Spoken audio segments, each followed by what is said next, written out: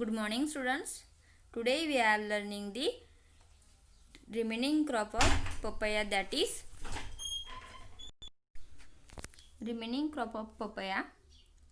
the further cultivation of papaya. So next point of papaya cultivation is that manures and fertilizers. Papaya is a fast growing plant and requires 10 to 15 kilogram of FYM, 250 gram of bone meal and 500 gram of sufla per tree, and this dose should be increased gradually. So papaya is a fast growing plant, म्हणजे अगदी पटकन वाढणारे हे crop आहे, त्यामुळे it requires 10 to 15 kg of FYM, 250 gram of bone meal, 500 gram of sufla per tree, and this dose should be increased gradually. So the next point is harvesting. Papaya is quick growing plant.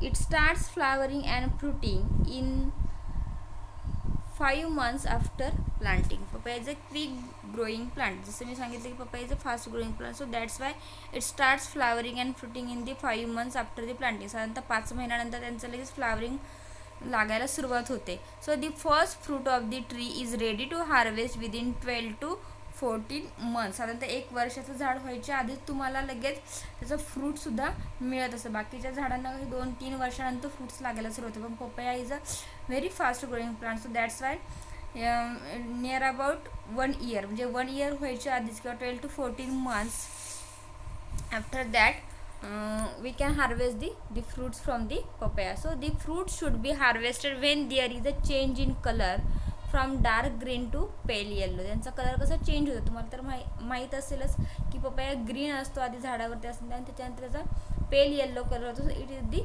Symptom of harvesting. while harvesting mature fruits should be harvested instead of fully ripe.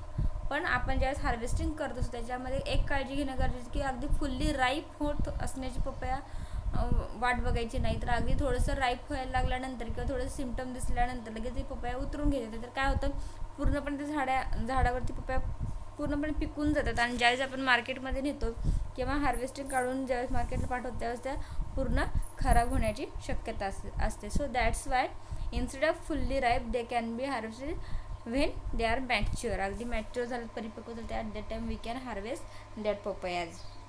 And the yield of papaya is 50 to 150 fruits per tree.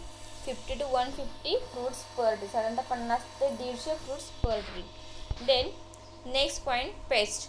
There is no any serious pest, but red spider moth is only reported in on papaya. There is no any serious pest. कोणत्याही बघा serious paste papaya दिसून येते. Normally फक्त red spider moth जो लाल कोळी म्हणतो तो आपल्याला त्याच्यावरती दिसून येतो. Then diseases, damping off papaya mosaic and anthracnose. This are the common diseases. Damping off म्हणजे जसं आपण बघितलं व्हेजिटेबल्समध्ये की तो प्लांट करताना पाणी साठून राहिल्यामुळे त्यांची रोपं मरून जाऊ शकतात किंवा पडतात खाली आणि मरतात, डाय होतात. त्याचप्रमाणे डॅम्पिंग ऑफ हा पपयामध्ये सुद्धा पाहायला मिळतो. देन पपया मोझॅक, त्याच्या पानांवरती पिवळे पिवळे डाग पडत असतात. So that is called papaya mosaic.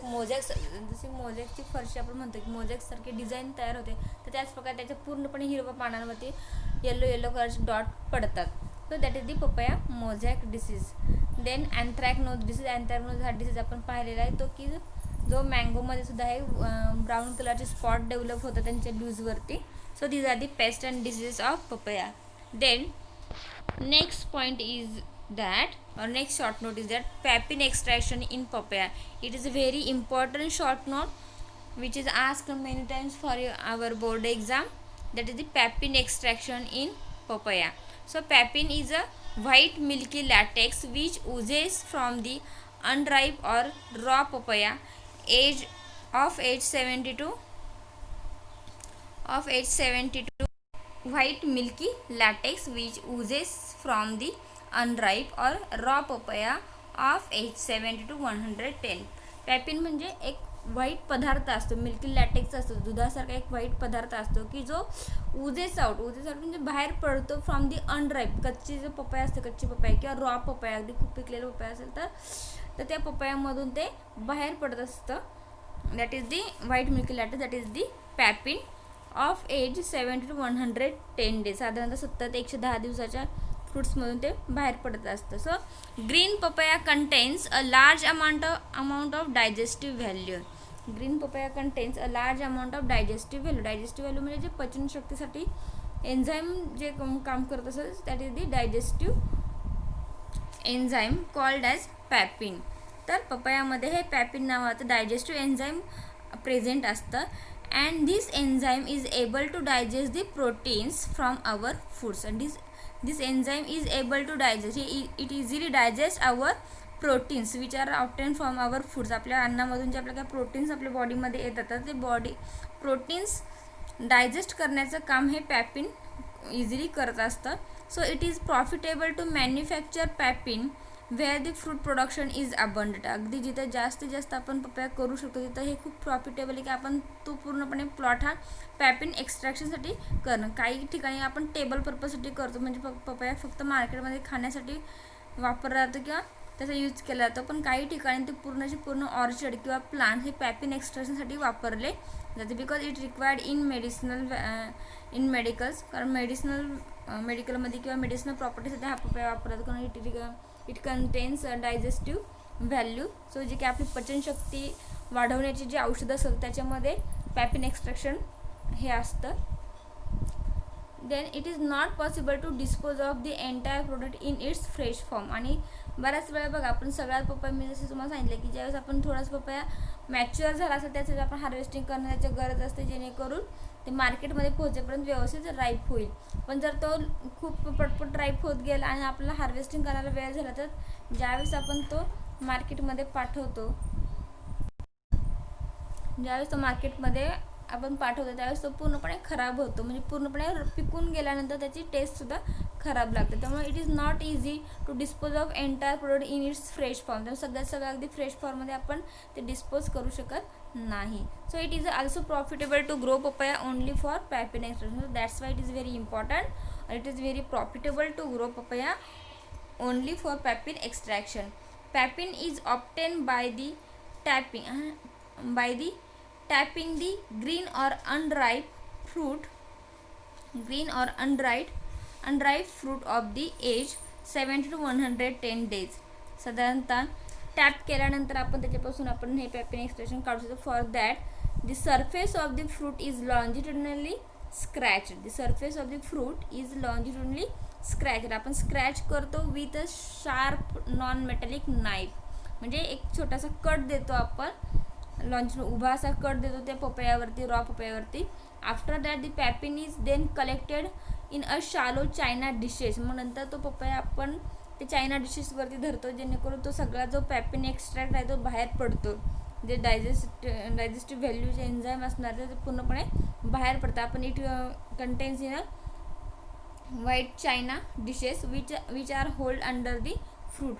फळांच्या खाली आपण ते धरलेले असतात.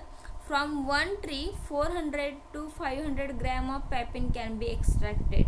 साधारणतः आपण 400 ते 500 ग्रॅम एका फ्रूटपासून पॅपिन एक्स्ट्रॅक्ट करतो. आणि the papain is then dried in a shade or in a dryer. त्याच्यानंतर आपण ते पॅपिन पूर्णपणे शेडमध्ये किंवा ड्रायरमध्ये ड्राय करतो. But drying under shade gives white attractive colour to the product. जर आपण ते पूर्णपणे शेडमध्ये जर आहे तर उन्हामध्ये ठेवलं त्याचा कलर चेंज होऊ शकतो. त्यामुळे आपण जे काही सावलीतच आपण त्याला वाळवून दिलं, ड्राय केलं तर it gives white attractive colour to the that papain extraction. White attractive colour to the product.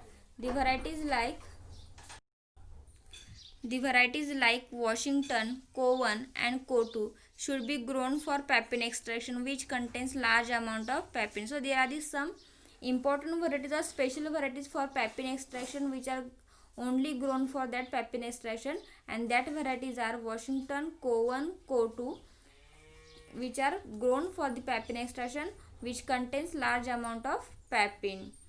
So I hope you understand this pepin extraction from papaya. It is very important short note. It can be asked for 4 marks. So it is very easy.